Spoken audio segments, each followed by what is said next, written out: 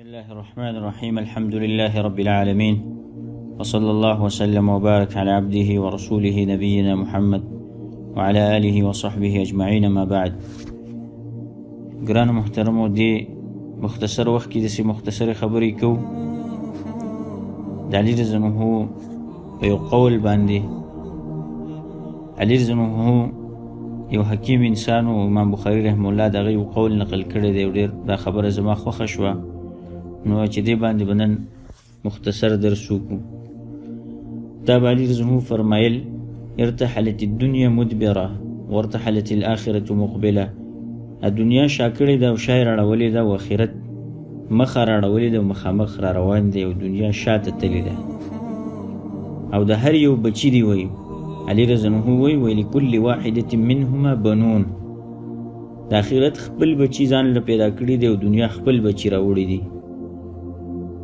په دې خبره ښه غوږ ونیسئ، دې خبرې ته په دې ذهن کولاو کوي، او دا خبره کوله چې ګوره د دنیا خپل بچي دی او د آخرت خپل بچي دی.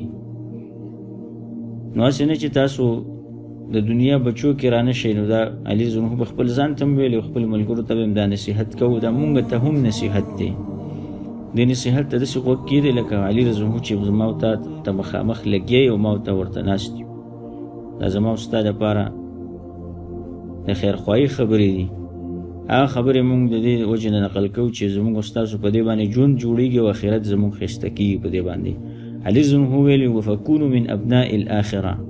وراسې نه چې د دنیا بچي نه شئ او دنیا په بچو کې ځان رانولئ، د آخرت د بچو نه ځان جوړ کوئ، د آخرت بچي ځان نه جوړ کوئ. ولا تکونو من ابناء الدنیا. او د دنیا بچي ځان نه مه جوړوئ. د دنیا بچي هغه دي چې په دنیا پسې ورپسې شوي دي، او د آخرت بچي هغه دي چې هغه آخرت غواړي او د آخرت سوچونه او فکرونه کوي. ولی وی علي رضی الله عنه وی: فإن اليوم عمل ولا حسابه. نن د عمل ورځ ده، حساب نشته دی، حساب کتاب نشته دی. تا سره څوک حساب نه کوي، سار شي ماښام شي، که ته څه کوې که څه نه کوې، هېڅوک هم تا سره حساب نه کوي او نه تا نه څوک تپوس کوي. د عمل ورځ ده، خو که ته څه کوې خو هغه کولی شي. ستا د عمل لیکل کېږي، که هر قسم عمل دی ستا لیکل کېږي او د هغې به حساب کتاب کېږي، خو نن ورځ تا سره څوک حساب نه کوي په دې دنیا کې. ښه بېغمه ګرځه. وغدا حساب ولا عمل. سبا داسې ورځ روانه ده چې په هغې ورځ کې صرف حساب کېږي چې څه دې کړي دي، د هغه هر څه حساب در سره کېږي. د سترګې د رب حساب تا سره کېږي، د ذرې ذرې حساب در سره کېږي. خو سبا بیا د عمل موقع تا ته نه میلاویږي، چانس تا ته نه میلاویږي چې ته سبا بیا وایي چې زه به عمل وکړم او زه به څه وکړم د دې وخت دپاره. هېڅ هم نشي کولی. زما ګرانو محترمو، په دې دنیا کې د خلکو قسمونه دوه دي. او داسې به ووایو چې علي رضی الله عنه دا خبره چې ده، د دې مطلب دا دی چې د دې دنیا کې د خلکو دوه قسمونه دي. یو هغه خلک دي چې هغه په دنیا پسې ورپسې شوي دي او دا دنیا یې خوښه کړې ده او آخرت یې ځان نه هېر کړی دی. یو سړی دنیا ګټي خو آخرت نه هېروي، دې کې څه خبره نشته. خو چې یو سړی داسې دی چې هغه ټوله ورځ په دنیا پسې لګېدلی دی او شپه ورځ شي او دا لکه د لیونو په دنیا پسې ګرځي او لګېدلی دی، او آخرت یې د ځان نه هېر کړی دی، عبادت یې هېر کړی دی، خپل رب د ده نه هېر دی، د منځونه هېر کړي دي، د عبادتونه هېر کړي دي. آخرت جهنم او هغه قبر چې هغه دی هغه ځای ته ورځي، حساب کتاب د الله سبحانه وتعالی ملاقات دا د ده نه هېر شوی دی. نو دغه خلک څه دي؟ دا د دنیا بچي دي او دا په دنیا کې هم ذلیله دي او په آخرت کې به هم ذلیلې. او دویم قسم هغه خلک دي چې هغه آخرت غواړي، د آخرت دپاره کوشش کوي او د شپه ورځې په دې وکړي چې زه د آخرت دپاره څه وکړم او څه عمل وکړم. من اراد الآخرة وسعى لها سعيها. الله سبحانه وتعالی دا خبره کړې چې څوک آخرت اراده یې د هغه چې زه د آخرت دپاره څه وګټم او زما هغه ابدي او هغه همیشه زندګي په هغې باندې ښایسته کېږي، د هغې دپاره کوشش کوي. نو الله سبحانه وتعالی وایي: فاولئک کان سعیهم مشکورا. داسې نه ده چې دا خلک عملونه کوي او څه دې ته بس نتیجه نه میلاویږي، څه ریزلټ په ورته نه میلاویږي. الله وایي دا هغه خلک دي چې د هغې قدرداني به کولی شي. الله سبحانه وتعالی دومره قدردان ذات دی چې ستا د یو ذرې ذرې عمل ستا قدرداني کوي او تا ته شاباسي وایي چې تکړه شه. دا هر څه چې مونږ کوو دا د ځان دپاره کوو، که ښه کوو هم د ځان دپاره کوو، که بد کوو هم د ځان دپاره کوو. نو هغه څوک چې خپل آخرت ځان له جوړول غواړي نو هغه د خپل ځان سره دا ښه ده د خپل ځان سره کوي. نو الله سبحانه وتعالی مونږ نه دا غواړي چې مونږ د آخرت دپاره کوشش وکړو او د اور نه بچ شو. الله سبحانه وتعالی په مونږ باندې دومره مهربانه ذات دی چې زمونږ د هدایت دپاره رسول را لېږلی دی چې مونږ دغه اور نه وساتي او دغه اور نه مونږ بچ شو او دغه سختو تکلیفونو نه چې په آخرت کې انسانان به د هغې سره مخامخ کېږي او لاس ګریوان به یې ورسره، چې د هغه سختو تکلیفونو نه مونږ بچ شو. الله سبحانه وتعالی وایي من کان یرید حرث الآخرة نزد له فی حرثه ومن كان يريد حرث الدنيا نؤته منها وما له في الآخرة من نصيب. که آخرت څوک غواړي او د آخرت دپاره څوک کوشش کوي نو الله سبحانه وتعالی وایي د ده په دې عملونو کې به زه اضافه وکړم او زه به دله توفیق ورکوم. د آخرت دپاره چې څوک څه کوي نو الله سبحانه وتعالی وایي زه به د هغه په عمل کې زیاتوالی راولم او د هغه عمل به ټیک کړم او د هغه اجر به زیات کړم. او که څوک دنیا غواړي د لپاره به په آخرت کې هیڅ هم نشته دی، دا هیڅ هم نشي کولی په آخرت کې.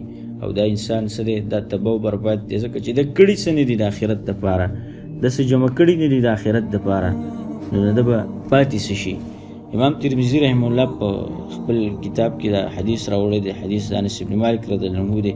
رسول صلی الله علیه وسلم دا خبرې کړې ده من کانت الآخرة همه، څوک چې آخرت د هغه غم د هغه آخرت وي او د هغه سوچونه او فکرونه په آخرت وي، ټول غمونه او فکرونه شاته ګزارلي د دنیا او د آخرت سوچونه او فکرونه را مخکې کړي دي، نو جعل الله غناه فی قلبه. ورته ډېر ناشنا حدیث دی دا.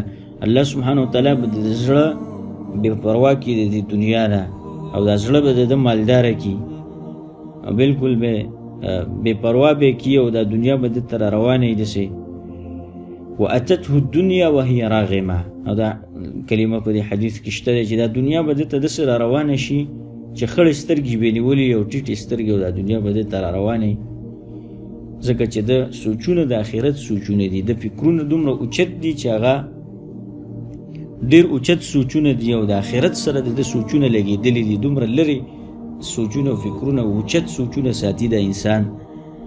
نو دله د دنیا دومره ذلیله به راځي چې هغه خړې سترګې به یې نیولي او را روانه به دا دنیا او دی به په دنیا پسې نه ګرځي، دا دنیا به په ده پسې را روانه وي، دا دنیا به په دې سړي پسې را روانه وي.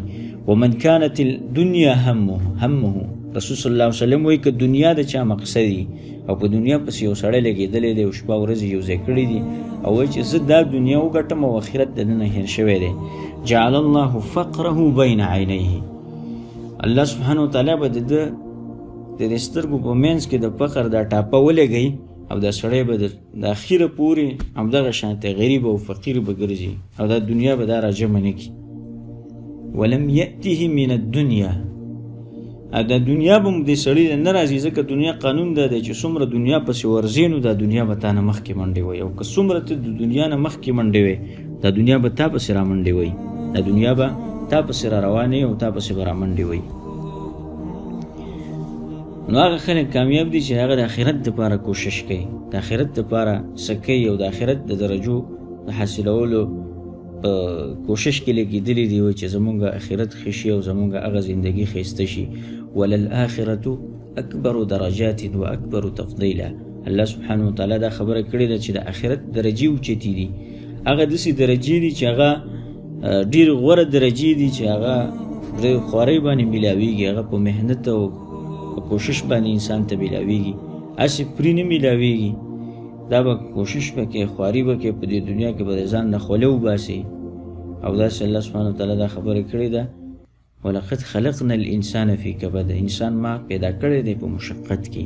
انسان به مشقت برداشت کوي، هله به هغه درجو ته رسیږي چې د مشقتونه برداشت کړي، د تکلیفونه برداشت کړي، د عبادت کیږي هم په تکلیف باندې، دا کیږي هم په محنت باندې.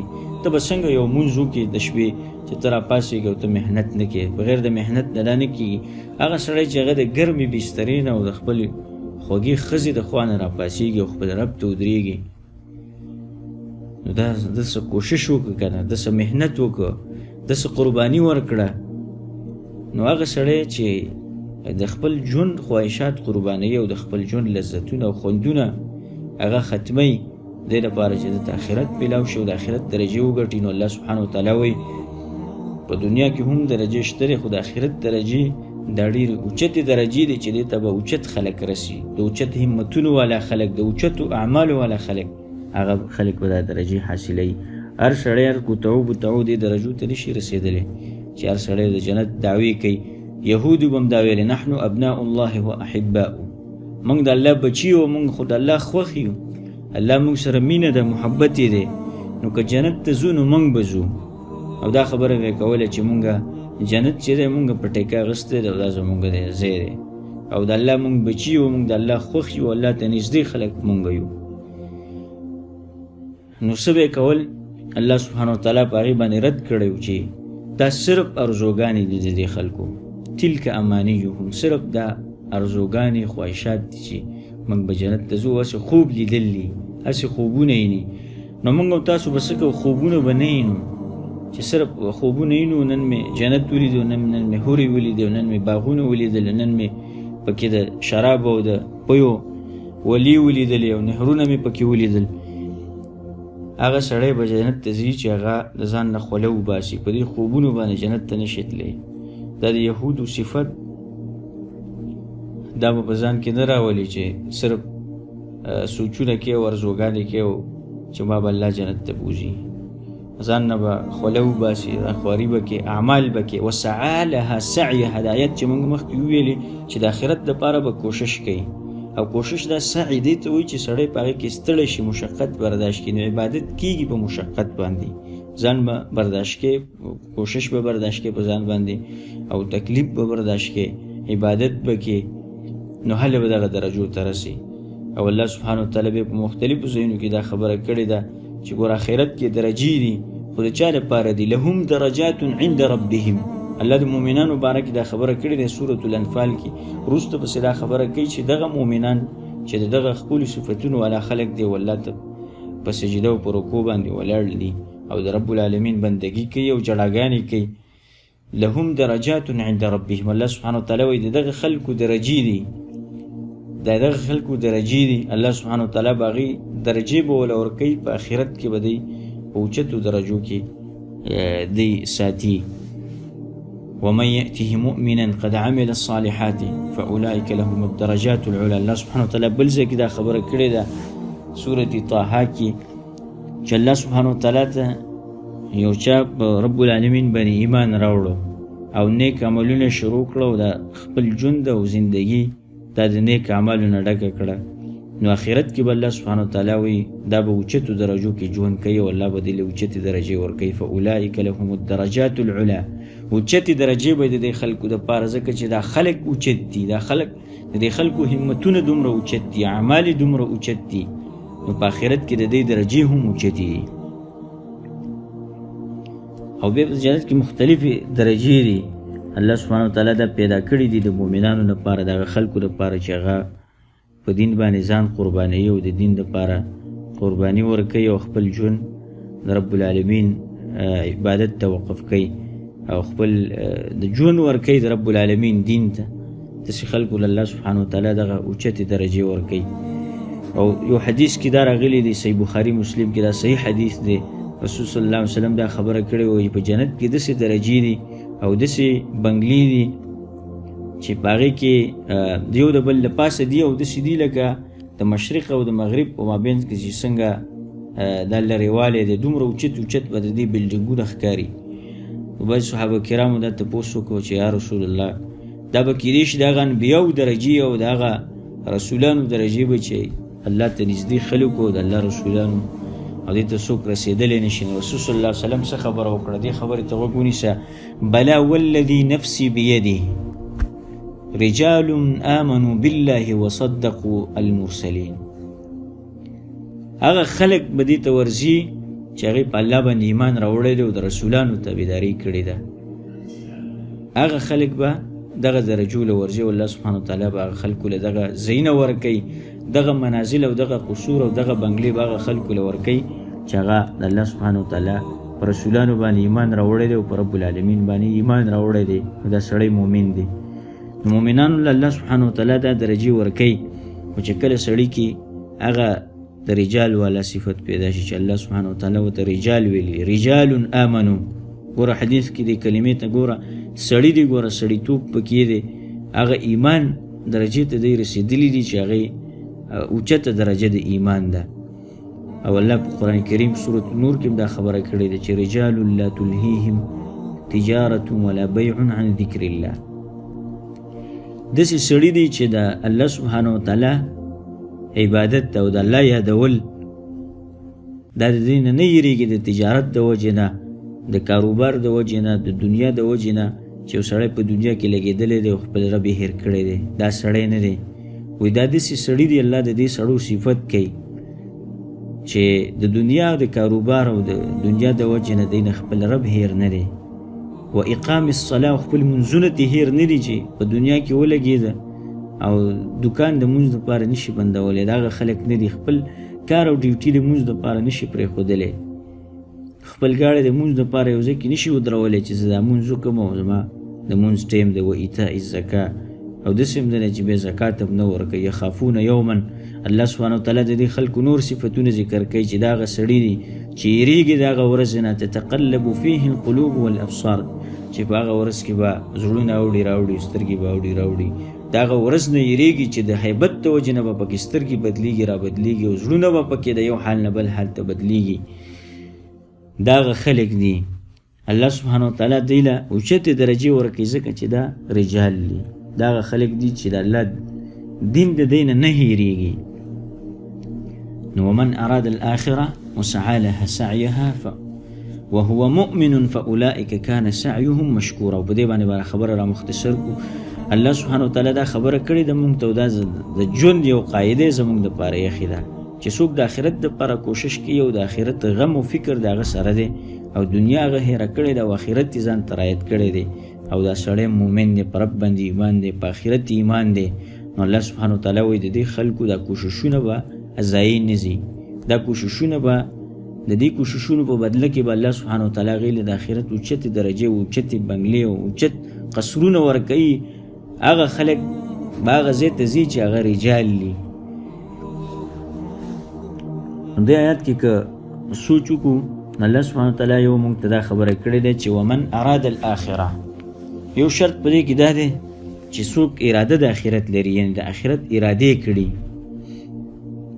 مخکني آیات کې دا خبره ذکر شوه چې من کان یرید حرث الآخرة، که د آخرت د ګټلو څوک کوشش کوي او اراده یې، ګوره اراده به کې. او اراده څه ته وایي؟ اراده دې ته وایي چې ته د یو کار دپاره اراده وکړې او د هغې دپاره اخلاص پیدا کړي په ځان کې او هغه به عملي کړي، هغه به څه کړي؟ هغه عملي کړي، خپل ځان باندې عملي کړي او د هغې دپاره کوشش وکړي. نو دې ته څه وایي؟ دې ته ویلی شي اراده، چې د سړي کلکه اراده وي. او دویم دا دی چې کوشش پکې، هسې نه چې وایي چې اراده مې کړې ده او کوشش نه کوي. وسعی لها سعیها، او سعی دې ته وایي چې ټول اعمال په دې کې راځي، چې څومره نیک اعمال دي، ذکرونه، عبادتونه، منځونه، تلاوتونه، خیراتونه، زکاتونه، صدقې، تلاوتونه او د شپې منځونه او دا ذکرونه قسمه قسم، دا ټول هر څه په دې کې راځي. نیک اعمال له خلکو سره ښه کول، چې څومره نیک اعمال دي دا انسان کوي او په دې کوشش کې لګېدلی.